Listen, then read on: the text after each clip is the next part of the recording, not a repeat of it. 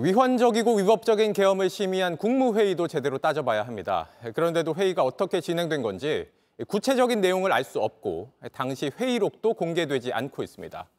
또 회의록 관리를 원래 하던 행정안전부가 아니라 국방부 쪽에서 맡은 걸로 드러났습니다. 신진 기자입니다. 지난 3일 밤 용산 대통령실에서 열린 국무회의 참석자는 여전히 명확치 않습니다. 본인들이 안 밝히는데 제가 밝힐 수는 없지 않습니까, 의장님? 국무회의가 어디 대간첩 작전 회의하는 겁니까? 어떤 얘기가 오갔는지도 미궁 속입니다. 반대라는 워딩 자체를 하신 분이 한두 분 있었던 것으로 기억을 하고요. 계엄 선포를 막지 못한 책임을 질까 몸을 사리는 건데 회의록이 진상을 파악할 핵심으로 꼽힙니다.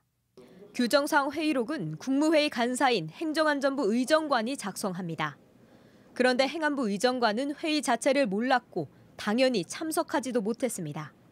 처음 있는 일입니다. 저희 의정관실이 참석하지 않은 사례가 없습니다. 회의록이 제대로 작성됐을지 우려가 커지는데 JTBC 취재 결과 초안은 국방부 관계자가 작성한 것으로 파악됐습니다.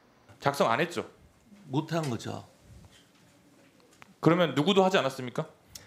거기 아마 거기에 있던 직원 누가 작성을 했을 겁니다. 행안부는 회의 안건 등을 국방부에 요청해야 했고 계엄 해제 12시간이 지난 어제 오후까지 전달받지 못한 것으로 확인됐습니다. 회의 과정이 충분히 기록됐는지 제대로 공개될지도 의문입니다. 계엄 안건은 비밀 문건으로 분류되어 있을 가능성이 높고 회의록에도 별도로 표기하지 않음 처리될 가능성이 높다는 겁니다. 공공기록물 관리법상 주요 회의는 속기 또는 녹음을 하는 게 원칙이지만 이 또한 지켜지지 않았을 가능성이 거론됩니다. 속기나 녹음이 그 당시 워낙 급박하게 소집된 상황이야 그것이 되어 있는지는 잘 모르겠습니다. 행안부는 참석자 명단을 대통령실로부터 받아 당사자들에게 교차 확인을 하는 중이라고 했습니다.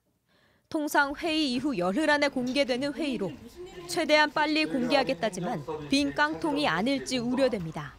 JTBC 신진입니다. JTBC 뉴스를 시청해 주신 여러분 고맙습니다. 저희는 저녁 6시 50분 뉴스룸에서 뵙겠습니다.